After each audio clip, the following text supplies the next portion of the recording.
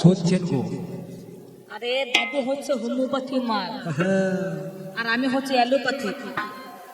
Homeopathy দ্বারা কাজ হয়? ওষুধ যখন দেওয়া হয় হোমিওপ্যাথি, ডাক্তার বলবে ধৈর্য ধরো ধৈর্য ধরো, কাজ হবে। আচ্ছা, হোমিওপ্যাথি তো আর চলে, দেশ চলে, হোমিওপ্যাথি ডাক্তারখানা চলে?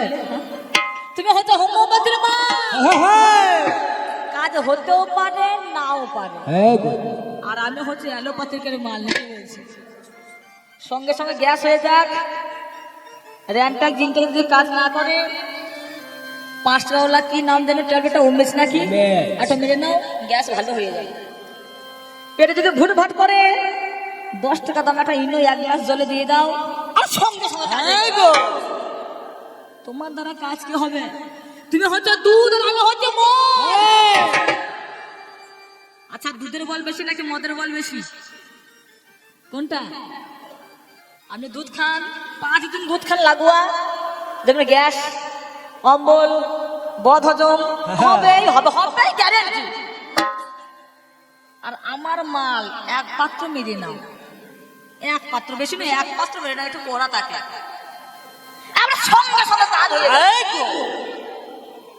খোরাক তখন পা হয়ে যাবে, বোবার তখন কথা হয়ে যাবে। আর যে সামান্য একটা নেলা ডাঙ্কাতে পারে না, সেটা সাগরে ডাঙ্কাতে। এই হচ্ছে আমার কাজ। এই জন্যই বলে যতদিন মাজা ততদিন মজা। এ মাজা যদি হরি বলে হয়ে যায়, আরো মজা খাবে। যার আছে মাজা তবে হয় মজা, যার নাই, যার মাজা নাই তারও মজা। তাই কবি গানের 2য় পালাতে এসে একটু মাজা নাড়াতে হয়। বলো তা কি বলছেন, মাজা নাড়াবো নাকি সুসুর করে গানে কেটে পড়বো? যা বলবেন আপনি। আপনাদের হাতে সবকিছু কি গো মায়েরা হবে? কবির ভাত তো একটু একটু না হলে ভালো লাগবে না, কি বলছেন?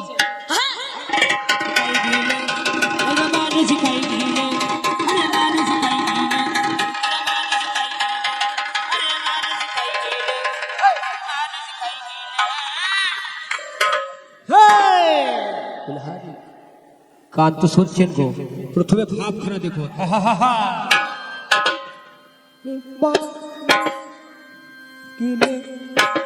দেখুন দেখুন বাবারা, দেখুন গো, ভাব কাকে বলে দেখুন।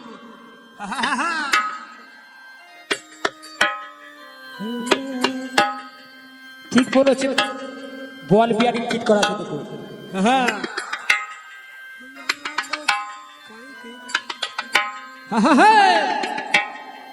বেশ বেশ, মায়েরা দেখুন গো, মায়েরা দেখুন, যেখানটা নড়াবে সেইখানটা নড়বে দেখুন। তাদের মাথার অবস্থা দেখলেন তো? হ্যাঁ, খেয়ে খেয়ে কতখানা কারণ বাগিয়েছে। ও দ্বারা কোনো কাজ হবে? যখন দেখবে টিউবে পাম্প করা হয়, টিউবটা ফুলে একদম ঢাক ফোলা হয়ে যায়। কিন্তু কোনো কারণবশত যদি একটা কাঁটা প্রবেশ করে, কি অবস্থা হয়? কাজ শেষ নাকি বলছে? দাদু যা নাচবে না, মনে হবে যেন যাও না খেয়েছে। আর আমার নাচটা দেখে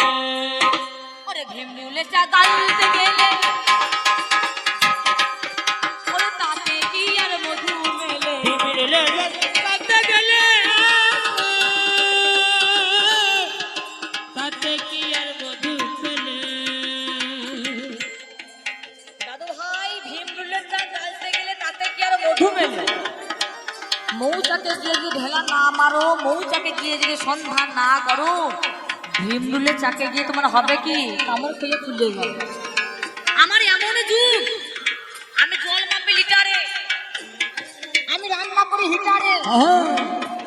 আমি চড়ে বেড়াই স্কুটারে, আমি গান করি গিটারে, আবার সিদ্ধ করি কুকারে, নাকি বলছে? হ্যাঁ গো, যদি মটর কলাই হয়, শস্য দানা হয়, খাসির মাংস হয়, কি হবে? কুকারে সিদ্ধ করতে হবে। আমি হচ্ছে বর্তমান, এই বর্তমানে আছে মান, বর্তমানে আছে মান, আন্দামানে আছে মান, অভিমানে শেখানো মান, আবার অপমানে তাতেও মান। দাদু আমার যুগ তুমি জানো না, ওরে ভীমরুলে জাগাতে গেলে আরে তাতে কি আর মধু পেলে, কামড় খেয়ে উঠবে ফুলে, আমার গায়ে উঠবে ফুলে, শেষে যন্ত্রণাই কি ছাড় পাবে? আরে যন্ত্রণাই কি ছাড় পাবে, যন্ত্রণাই কি ছাড় পাবে, মানুষ গাই দিলে, মানুষ গাই দিলে, মানুষ গাই দিলে, মানুষ গাই দিলে, তাহলেই যা হয় না তা হবে না। হয়তো তো হবে না।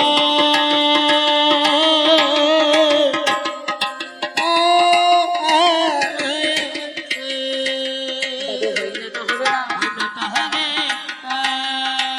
তবে শোনো দাদু ভাই তাল কানা,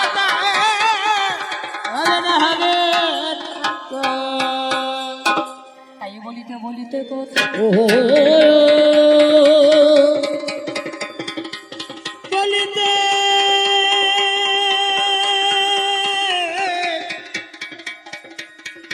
বলিতে গো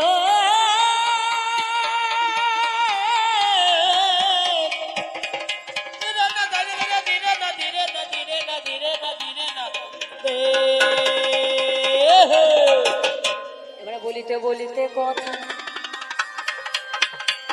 দাদু আমায় বলে যায়, আপনাদের দরবারে কানে শুনতে পাই। বলে বলো ভালো নাতি ভাই, বাবা আমরা জানিতে বাসনা, বেশ বলে আমার সূর্য আকাশ হইছিল না। বাবা তুমি নতুন কি বা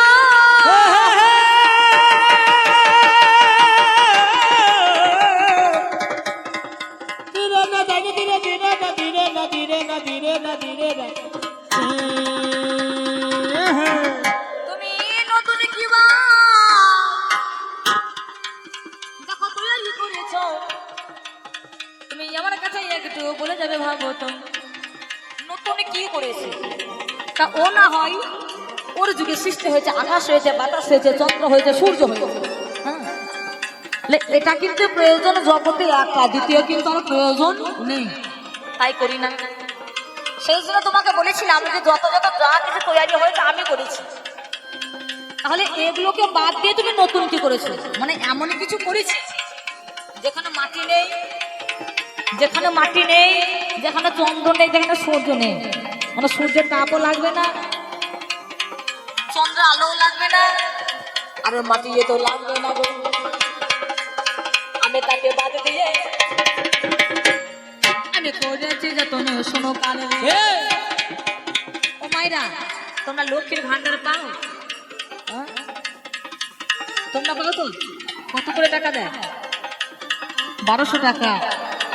তাই এই লক্ষ্মীর ভান্ডার তৈরি করতে কতটুকু কি মাটি লেগেছিল নাকি? না আকাশ লেগেছিল, না জল লেগেছিল, না সূর্য লেগেছিল? হ্যাঁ দেখো নতুন ইয়ে করিয়ে গেছে। আমি তোমায় কহি ভালো, আমি একা একা বলে দেনে কানে দিয়ে শোনাবে। বলে সেখানে সত্য যুগে ছিল, এটা ত্রেতা যুগে ছিল, দাপর যুগে ছিল, এটা সত্যও ছিল না, ত্রেতাতেও ছিল না, দাপরেও ছিল না, এটা কলি যুগে হয়ে গেল, এটা কলি যুগে হয়ে গেল, তোমার জানাই। এবারে বলতে বলতে জিজ্ঞাসা করে যায়, তোমার যুগে ইন্টারনেট গো আর ফেসবুক হলো, বলো কোনো জনাই আবিষ্কারের যতনে করি, যে আবিষ্কার করলো ফেসবুক, যার নাম বিজ্ঞানী মার্ক জুকারবার্গ। মার্ক জুকারবার্গ ঠিক না ভুল? হ্যাঁ, তিনি আবিষ্কার করলেন ফেসবুক কত সালে? 2000 5 সালে ফেসবুক আবিষ্কারের যতনে করিল দাদু তোমার কাছেই আমার কই আজ বললাই বাবা বাবা বাবা আমি ভাবে ভাবে তোমার কাছে করে যাই প্রকাশ তাহলে এই তো হলো ওই আমার ইতিহাস দাদু গো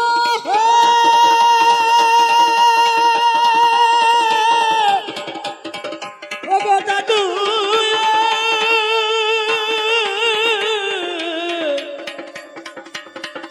দাদু দাদু দাদু দাদু দাদু দাদু দাদু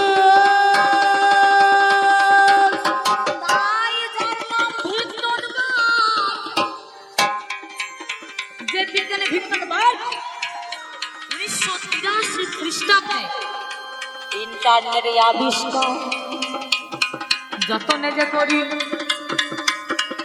তোমার কাছে দেখা করি দাদু ভালো ইন্টারনেট হলো এই যে মাইক্রোফোনে আমরা গান করছি মাইক্রোফোনটা আবিষ্কার করলেন কি যার নাম হচ্ছে Alexander Graham Bell Alexander Graham Bell এই মাইক্রোফোন আবিষ্কার করেছে এই যে যাবতীয় জিনিস এই সব যাবতীয় জিনিস তা তোমার যুগে হয় নাই আমার যুগে হয়েছে আমার যুগে হয়েছে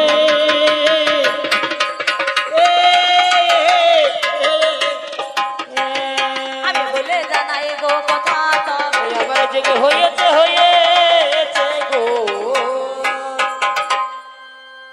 দাদু আবার বলছে নাতনি নাতি ভাই তোর যুগে ওই আমতলায় জামতলায় ওই তলায় তলায় প্রেম আর তলায় তলায় কেটে বলে দাদু বলে গেল না তা আমার যুগে না হয় তলায় তলায় দাদু তোমার যুগটা আবার লক্ষ্য করে দেখো আমার যুগে না হয় আমতলায় বেলতলায় জামতলায় আর দাদুর যুগে কদম তলায়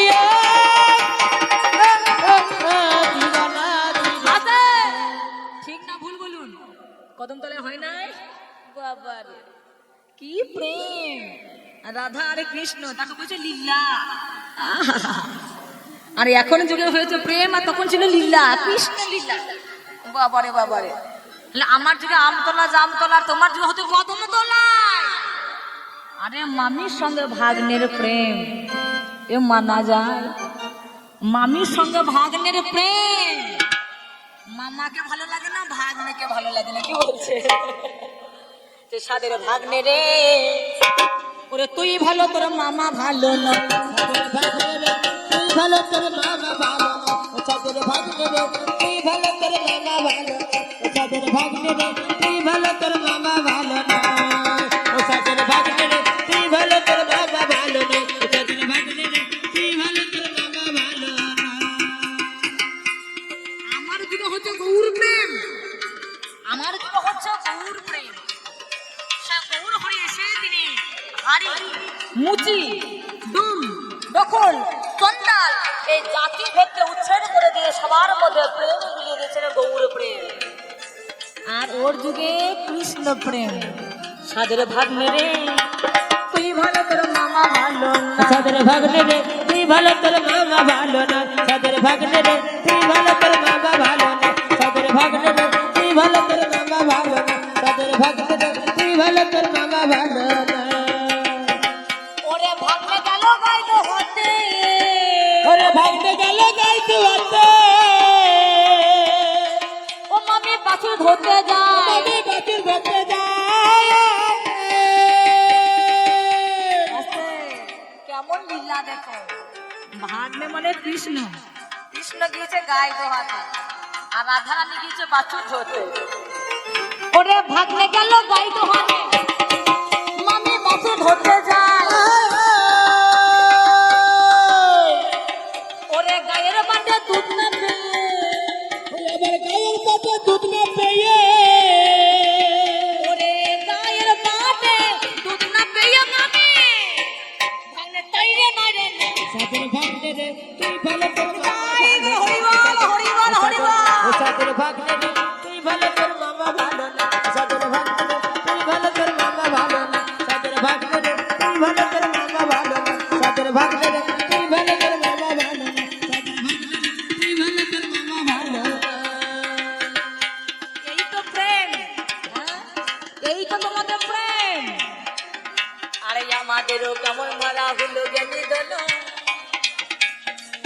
আজ সতীতে ভরা সবাই দেখো অবিকল আমি জিজ্ঞাসা প্রথম পালায় করেছিলাম হাই বলো তোমার যুগে সতী যোগ তারা কেমন হয় তারা আর অহল্লা দ্রৌপদী মন্দোদরী যে তারা কেমন করে সতী যোগ জগতে হইয়েছে বাবা আমার পাল্লা ধরে বলে যাচ্ছে 5টা স্বামী থাকলেও সতী হওয়া যায় তা মায়েরা তোমাদের কটা করে স্বামী স্বামী কটা আমার পাল্লা ধরে কথা মতোই যায় তো 5টা স্বামী থাকলেও সতী হওয়া যায় মায়েরা তোমাদের কটা করে স্বামী একটা না দুটো আমার পাল্লাদার কথা মতো শুনবেন কবির গান নয় কবি হচ্ছে জ্ঞান কবি যদি জ্ঞান হয় 8-4টা করে স্বামী করবেন মা গো সত্যি রূপে প্রমাণিত তোমরা হয়ে যাবে বলে জানাও কোথায় গো তোমায় আগে মহাজন বলেছেন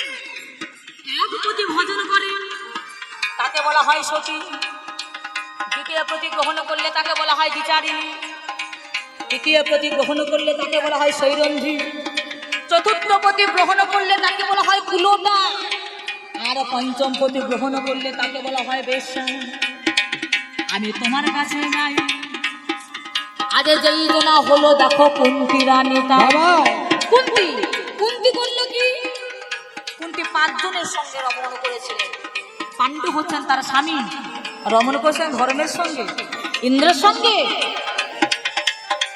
সূর্যের সঙ্গে আই বুড়ো কালে বাচ্চা হয়েছে গো মা কত সত্যি বলুন দেখি দাদু যুগ ভালো নাকি বলছে কন্যার জন্ম দেয়নি কুন্তি তাহলে তোমার যুগটাকে হিসেব করে দেখো দাদু ভাই দেখো আই বুড়ো কালে সন্তানের জন্ম দিলে দিল বলো সে কেমন সতী নারী আমায় তুলে যেমন শাশুড়ি তেমন বৌমা হয়ে গেল তারই তো বৌমা দ্রৌপদী গো ভালো শাশুড়ি যেমন বৌমাও তেমন আগেকার হালে যেই দিকে যাবে পিছনকার হালও সেই দিকে যাবে নাকি বলছে তার অবস্থা সবই যুধিষ্ঠির ভীম অর্জুন নকুল সহদেব 5টা স্বামী তাকে বলছে সতী আবার সে দ্রৌপদী আবার কর্ণকে চেয়েছিল কি বাবা ভুল না ঠিক আবারও কর্ণকে চেয়েছিল সে কি অভাব ছিল কোন গুণে সতী বলবো হ্যাঁ কুন্তি গেল দ্রৌপদী গেল যে যেন তারা দেবী হয় আমি বলে জানাই তোমার কাছে মহতী সভা তারা তারা শিষ্য হচ্ছেন চন্দ্র চন্দ্র হচ্ছেন শিষ্য গুরুমাকে নিয়ে চন্দ্রদের কেটে পড়ে গুরুমাকে নিয়ে পালিয়ে যায়নি যার নাম শুক্রাচার্য শুক্রাচার্যের আশ্রমে গিয়ে লুকিয়েছিলেন সেই জন্য কবিতে একটা বিষয় হয় শুক্রাচার্য আর বৃহস্পতি সেই চন্দ্রের ঔরসে তারার গর্ভে একটা সন্তান হয়েছিল যার নাম হচ্ছে ভূত সত্যি কেমন করে হয় নিজের সামনে থাকলে পরবর্তী সঙ্গে রঙ্গরস তারা মন্দোদরী রাবণের স্ত্রী হচ্ছে মন্দোদরী যখন লঙ্কার ঘরে পৌঁছে যান সীতা উদ্ধারের জন্য রামচন্দ্র এবং লক্ষ্মণ এমন সময় লক্ষ্মণকে দেখে মন্দোদরীর মনের মধ্যে বিকার ঘটেছিল চিত্ত বিকার ঘটেছিল লক্ষ্মণকে প্রেমের প্রস্তাব দিয়েছিল মন্দোদরী যে প্রস্তাব দিলেন লক্ষ্মণকে প্রেমের এমন সময় লক্ষ্মণ তিনি বলে দিল তোমার প্রস্তাব তো মানতে আমি রাজি নয় এটা হবে না আমি তোমায় দিয়ে যাই এটা রামায়ণের অভিধানে বলেছে কথায় রামায়ণ একটা বললে বিচার করলে হবে না বাবা এই রামায়ণের শেষে যেমন অভিধান থাকে সেই অভিধানে বলছেন মন্দোদরী লক্ষ্মণকে চেয়েছিল যার জন্য লক্ষ্মণ যখন অস্বীকার করেছিল মন্দোদরী বলেছিল হে লক্ষ্মণ আমার কথাই যখন তুমি প্রস্তাবে রাজি হলে না আমি তোমার অভিশাপ দিচ্ছি তুমি আমার স্বামীর শক্তি ছেলে পড়ে যাবে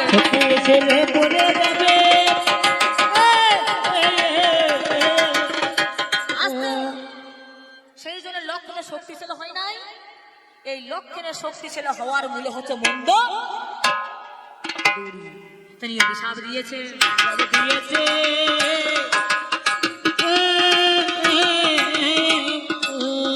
কেমন নারী গো বলো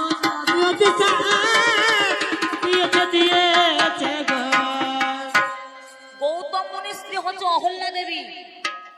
ইন্দ্রদেব হচ্ছেন শিষ্য দেবতাদের গুরু। হ্যাঁ, ইন্দ্রদেব কেমন চরিত্রখানা তাই দেখুন, ভালো চরিত্র দেবতাদের নাকি। যেমন চন্দ্র, তেমন পবন, তেমন সূর্য, তেমন ইন্দ্র। কারো ভালো চরিত্র আছে? আমার তো বলছে আমার যুগ, আমার যুগ তো চরিত্রটা ভালো করে না। কারো চরিত্র ভালো? হ্যাঁ, অহল্যাকে হরণ করলো কে? যার নাম ইন্দ্র। আমার দাদু বলছে হরণ, হরণ মানে ভাগ করা। তা হরণ মানে যদি ভাগ করা হলো, অহল্যার গর্ভে একটা জন্ম হলো কেন? একটা মেয়ে ব্যাঙের জন্ম হয়েছে অহল্যার গর্ভে। হ্যাঁ, আমার যুগে, আমার যুগ আর তোমার যুগ অনেক পার্থক্য। হরণ, হরণ মানে ভাগ করা বলো না। হরণ মানে যদি ভাগ করা হলো, তাহলে ইন্দ্রের গায়ে এত সহস্র জনি চিহ্ন হলো কেন? এর মূলে গো কিবা রয়েছে।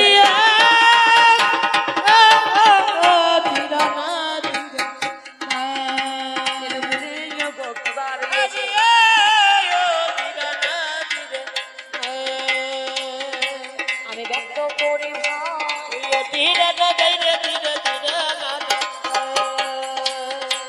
আরে আমার যুগ করো নিরীক্ষণ,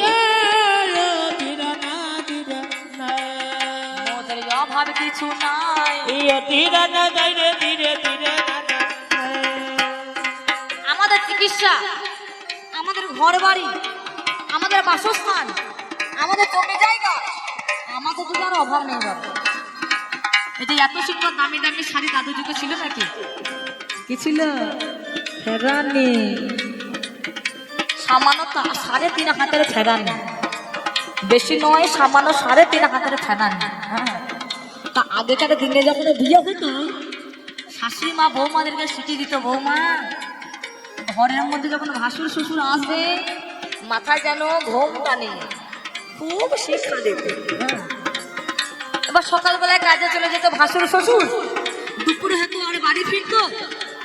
এবার শাশুড়ি মা শিখিয়ে দিয়েছে বৌমা, ওই সামান্য মাল 3.5 হাজার মাল মাজায় জড়ানো আছে, শ্বশুরকে ভাসুরকে সম্মান দেখাতে হবে। যেই ঘরে চলে এসেছে সম্মান দেখাতে মনে করো মাজার কাপড় খুলে একদম মালো ঘুমটা নিয়ে নিয়েছে। আর অবস্থা হলো কি, এই একদিন ঢাকতে একদম উঠম হয়ে বসে থাকবে দাদু, মানে একদিন ঢাকতে একদিন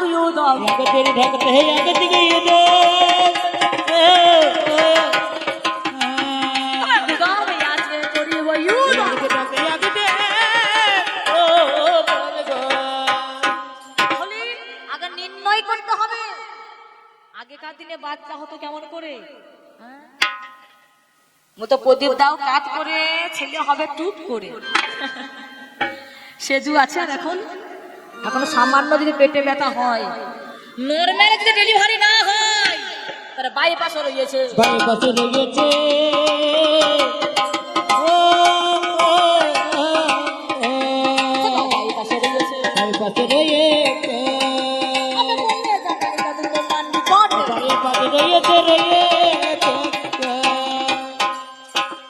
মনে করো সোজা রোডে, সোজা রাস্তায়, মেন রাস্তায় জ্যাম, মনে করো খুব মিছিল হচ্ছে এই মেন রাস্তায়। মেন রাস্তায় তো আর যাতায়াত ব্যবস্থা হবে না, অবলম্বন করতে হবে কি বাইপাস রোড অবলম্বন করতে হবে।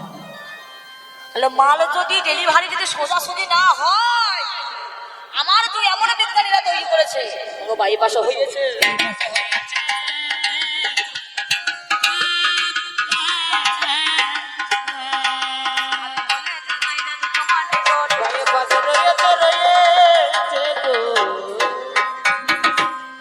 এত নিন্দা করো না, তোমার যুগ আর আমার যুগের মধ্যে আকাশ পাতাল পার্থক্য। তুমি কোথায় ছিলে? আগেকার দিনে কেমন ছিল? না একটু ভালো করে খেতে পারতো, না একটু ভালো পোশাক ছিল, না না কোনো সমাজ ব্যবস্থা ছিল, না কোনো চিকিৎসা ছিল। তোমার যুগে তো যার নাম বিচিত্র বীর্য, যক্ষারোগে মারা গেল। তোমার যুগে যার নাম ধৃতরাষ্ট্র, সে ছিল জন্ম অন্ধ, ভালো হয়েছিল? কোনো চিকিৎসা ছিল? আর আমার যুগে যদি কারো সামান্য ছানিয়ে পড়ে, অপারেশন করে দিয়ে প্রিপারেশন লেটার দেখে একটা চশমা ধরিয়ে দেবে নাকি? এই জগতে এসেছো, এই জগৎখানা দর্শন করো, কোনো সমস্যা হবে না। সমস্যা হবে না।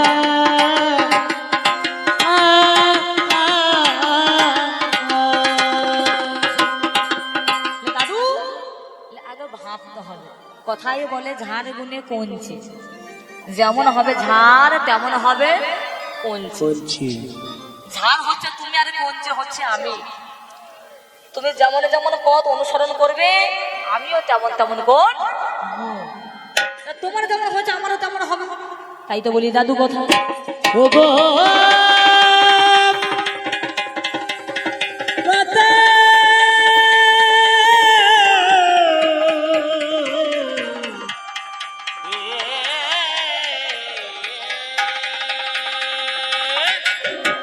তাই তো বলি দাদু কথা।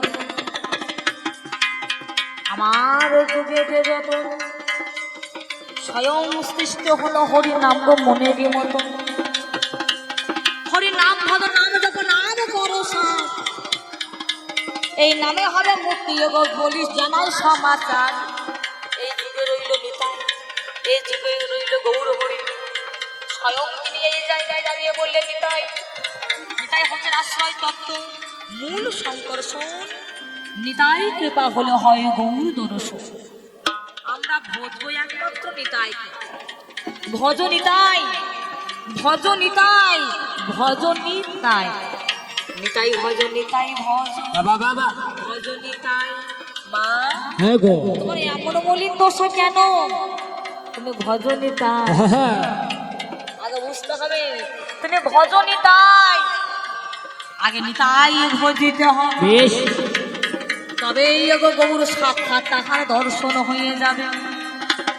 এই যে মোদের কলিযুগ, কলিযুগ মুক্ত হওয়ার লাগিয়া আগে করতে হবে না জব দেখো আরো হিয়া। সর্বদা গৌর গৌর বলে না ডেকে যদি নিতাইকে গো ডাকতে পারো, তবে হবে গৌরী কৃপা সাপ্ত পাদ পদ্ম চিহ্ন। সেই জন্য অবতরী নিলেন। আজ এই কলিযুগের মধ্যে যত যত জীব রয়েছে, সেই জীবদেরকে আমি মুক্তি দেব, আর আমি নিজে মুক্তি পাবো। আমি জগৎকে মুক্তি দেব এবং আমি নিজে মুক্তি পাবো। ইহারও লাগিয়া আজ গৌর হরি নিয়ে নিল দেখো সন্ন্যাস অলম্বিয়া। আমি তোমার কাছে গাই দাদু শোনো কথা তাই। আমি ধরা যুগ যুগ ভগবানকে পাও না, সে পাওয়াই গো যায়। তোমার যুগে নারী চরিত্র, আমার যুগে নারী চরিত্র। তোমার যুগে শিক্ষা, আমার যুগে শিক্ষা। তোমার যুগে চলুন, আমার যুগে চলুন। তোমার যুগে চাষ, আমার যুগে চাষ। অনেক ফারাক আছে দাদু ভাই।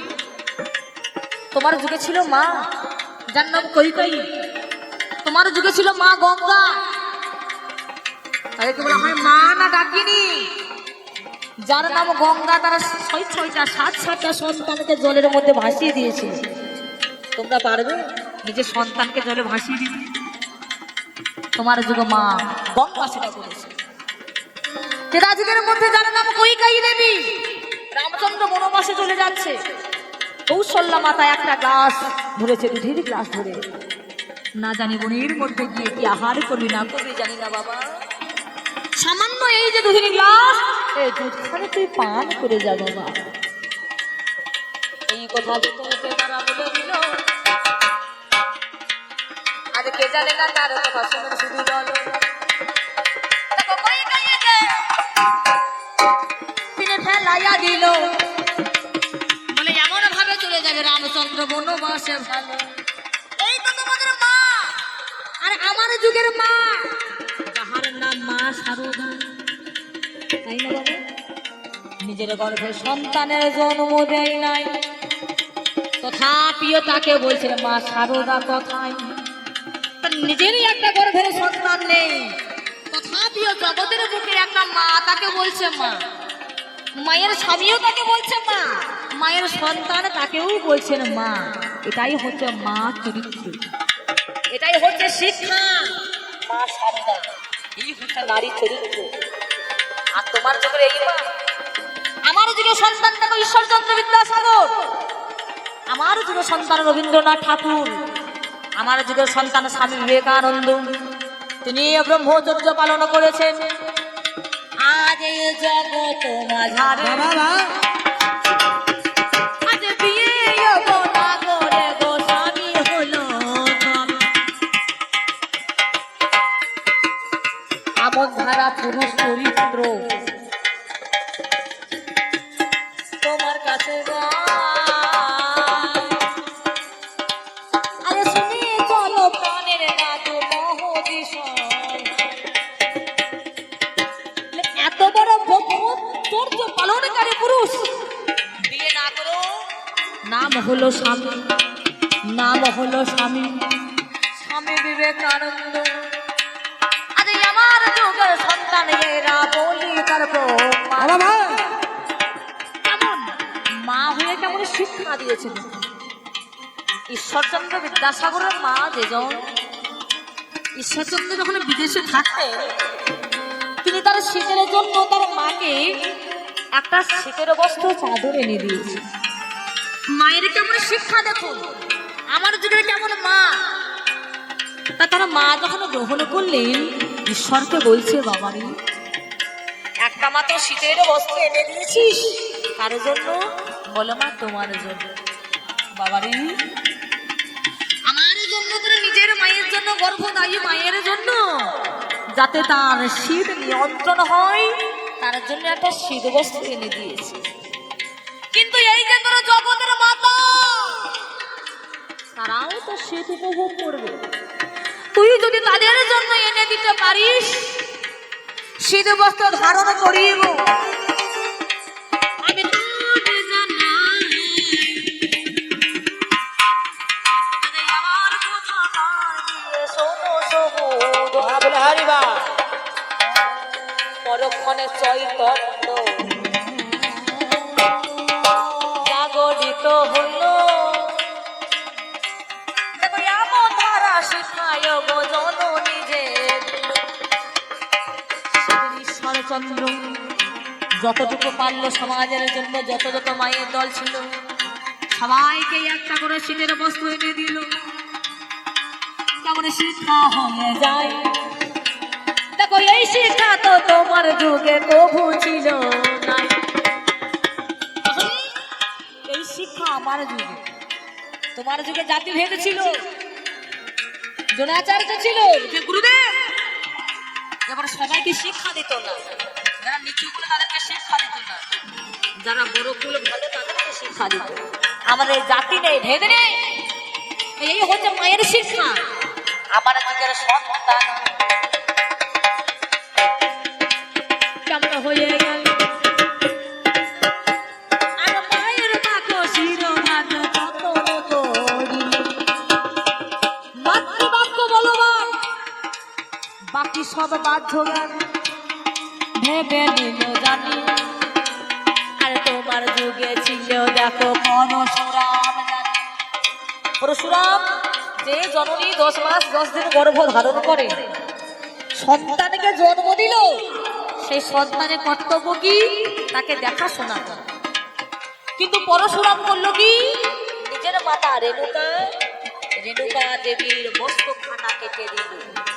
এই তো বিচার, এই হচ্ছে সমাজ। আর যাহার নাম তোললাম তোমায় খুলে বলি, আরে পিতার কথা শোনে নাই গো জানাই পিতার কথা শোনে নাই। আমার পিতা যেই ধর্মে রত হবে সন্তানেরও সেই ধর্মে রত হওয়াই হচ্ছে পিতার কাজ, সেটাই হচ্ছে সন্তানের কাজ। পিতা যেটা বলবি, পিতা যেই ধর্মে আগুয়ান হবে, সন্তান যদি সেই ধর্মে আগুয়ান হয় তবে ধর্ম বজায় থাকিবে, ধর্ম বজায় থাকিবে।